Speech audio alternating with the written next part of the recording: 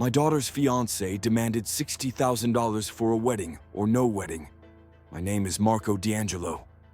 What Charles Hawthorne didn't know was that the Hawthorne's oceanfront estate, those sweeping lawns and old stone pillars, was financed through my bank.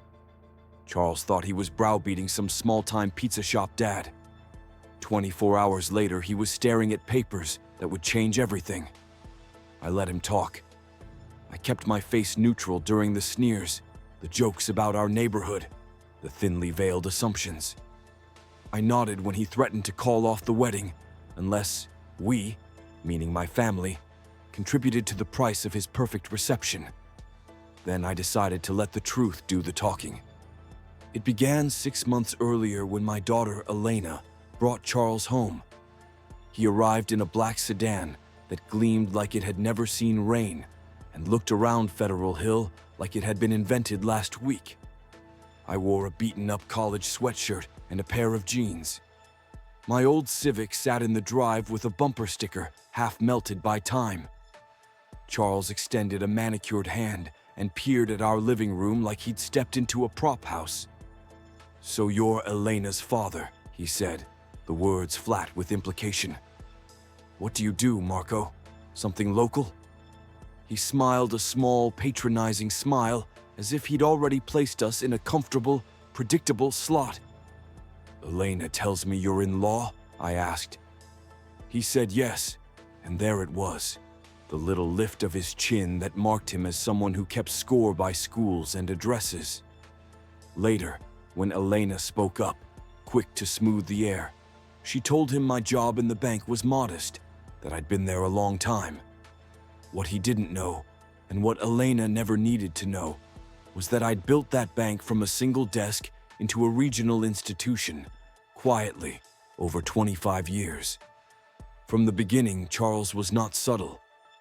When I mentioned a neighborhood restaurant as a possible reception site, he called it adequate, and his mouth made a tiny, invisible shrug. "Our guests are particular," he said. "We have people who expect a certain standard." He meant profile, pedigree, the old money clubs where names do more than open doors. They close them behind you. They announced they'd found a place on the coast, a dramatic cliffside venue that would cost a fortune. When I asked how much, Charles named a number that would make most people swallow. For 300 guests, it came to roughly $400,000. He offered a solution. If the D'Angelos could chip in $60,000, they'd have the date and the prestige. He presented it like a favor. Elena's smile faltered. She looked at me the way children look at an older sibling who's been caught doing something petty. "Dad, you don't have to," she began. "Oh, I do," Charles interrupted. "This is about both families. My parents have already started plans. They're inviting people who matter. If we don't secure it now, the date will be gone." 3 days. That's all he gave us. After I left their apartment that night, I sat in the Civic and watched the taillights of Charles's sedan disappear. Elena deserved better than to be negotiated over like an exhibit. But the number didn't anger me so much as the assumption behind it, that my daughter's family was a checkbook to be written on demand. I called the bank's compliance desk the next morning. "A routine account review," I told them. By Thursday, I had a full file: the Hawthorne estate mortgage, the trust documents, the liabilities. The Hawthornes owed $4.9 million on the property, and yes, the loan was held by D'Angelo Trust and Savings. The contract had language about conduct, about living up to community responsibilities, standard clauses banks include to protect reputations and investments. They're rarely enforced, but they exist. When Charles called me on Friday, trying again to cajole me into that 5-figure handout, I asked him a simple question. "What does my family bring to this match in your mind?" He stumbled for a diplomatic answer. "Elena, she's wonderful," he said. "Well-educated, bright." Then, in the same breath, he slipped. "It would be best for everyone to present a certain image." I listened while the words pressed into the phone. He'd made assumptions the moment he saw my car, my clothes, my house. He'd judged based on appearances. He'd assumed a man who dresses simply must lack means or taste or both. He'd been willing to demand payment because he thought we would pay to buy our way into his world. That was the inflection point. Not the money, but the contempt. I spent the weekend with Elena. Over coffee, she told me about the thinly veiled humiliations, comments about how people like us won't understand certain circles, the way her achievements were framed as surprising, as if she'd passed some test. I told her then what I'd always meant for her to learn. You earn what you get. I also told her, gently, that some tests are not hers to take. On Monday, I authorized a full review. By evening, my sister Isabella, the bank's head of operations, had assembled legal counsel and drafts, a notice of acceleration, trust restrictions, freezing of discretionary withdrawals pending an inquiry. We had grounds. The Hawthorne mortgage contained behavior-related covenants. Charles, over months, had shown a pattern when it came to Elena and to our neighborhood.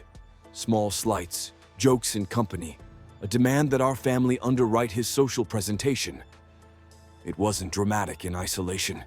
Together, it painted a picture. The engagement party invite arrived in the mail, elegant cream stock, calligraphy. The card read like an invitation to be judged. Elena told me they wanted us to come meet the family properly. I went.